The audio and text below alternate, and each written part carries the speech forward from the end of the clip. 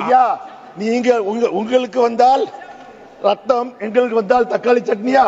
இந்த வக்கு மசோதாவை கொண்டு வருவதற்கு முக்கியமான காரணம் யார் என்றால், எண்ணிக்கை என்றால் 71, 62, 36. இது என்ன தெரியுமா எண்ணிக்கை? 2014 யூபியிலே, உத்தரப்பிரதேசத்திலே பாஜக வென்ற எம்பி சீட்டுகள் 71. 2019 அவர்கள் வெற்றி பெற்ற எம்பி சீட்டுகள் 62. 2024 அவர்கள் வெற்றி பெற்ற எம்பி சீட்டுகள் 36. ஏன் 1990 பாபர் மசூதியை இடிக்க வேண்டும், இடித்த இடத்திலே ராமர் கோயிலை கட்ட வேண்டும், ஸ்ரீராம் ஜெய் ஸ்ரீராம் ஜெய் ஸ்ரீராம் என்று 71 இடங்களை பிடித்தார்கள். பிறகு அவர்கள் மவுசு சரிந்தது. சரிந்த பிறகு 36 கோயிலை திறந்தார்கள். பெருமாள் ராமர் கோயிலை பெரிய அளவிலே செய்தார்கள்.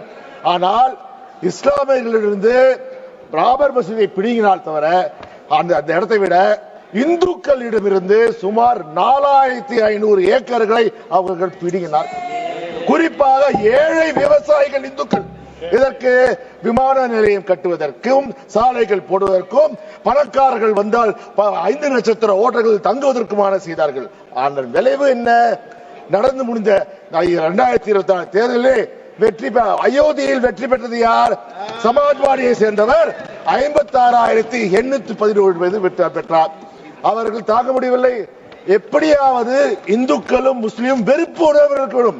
அவர்கள் வெற்றிக்கு காரணம் வெறுப்பு, வெறுப்பு, வெறுப்பு. அந்த வெறுப்பு உணர்வு, வெறுப்பு அரசியல், பிரிவினை அரசியலை செய்தால் மட்டுமே அவர்கள் வாழும். கேட்கிறேன், ஆடு நினைகிறது ஓனா எழுகிறாமா? இஸ்லாமியர்கள் பிரச்சனை என்று நீங்கள் வருத்தப்படுகிறீர்களா? தொடர்ந்து ஒவ்வொரு முறையும் இஸ்லாமியர்கள் எதிராக மசோதா கொண்டு வந்த யார்? திரு அமித்ஷா அவர்கள் தானே. காஷ்மீர் பில்லை கொண்டு வந்தது யார்? அமித்ஷா அவர்கள் தானே. அப்போது சொன்னார், அப்போது கேட்டோம், ஐயா நீங்கள் கொண்டு வருகிறீர்கள், வட இந்தியாவுக்கு மட்டும் கொண்டு வருகிறீர்களே, எங்கள் இலங்கை தமிழர்கள் கொண்டு வாருங்கள். ஆனால் உங்கள் காதிலே செவியிலே விழவில்லை. இன்று இதை கொண்டு வருங்கள், நீங்கள் பாதுகாக்கிறார். அதாவது வக்கு சொத்துக்கள் குறைந்த விலைக்கு போகிறதா? என்ன கஷ்டப்படுறா பாருங்கள். வக்கு சொத்துக்கள் குறைந்த விலைக்கு கொடுக்கிறார்கள். சார், ஒன்னு கேட்கிறேன், ஐயா, நீங்க உங்களுக்கு வந்தால் ரத்தம், எங்களுக்கு வந்தால் தக்காளி சட்னியா? நீங்கள் ஏர் இந்தியாவை விற்றீர்களே, அது அதிகாரப்பூர்வமாக 16,000 கோடிக்கு ஏர் இந்தியா விற்றீர்கள். ஆனால் நீங்கள் கட்டிய கடன் 63,000 கோடி கடனை நீங்கள் கட்டினீர்கள். அது மட்டுமா? உங்கள் நண்பர்களுக்கு, அதானியா இருக்கட்டும், அம்பானியா இருக்கட்டும், அவர் கடனெல்லாம் தள்ளு செய்து செய்தீர்களே. 4.5 லட்சம் கோடிகளை அதிகாரப்பூர்வமாக நீங்க செய்தீர்களே. அப்போது நீங்க அதுக்கு ஒரு கொண்டு வர வேண்டுமா?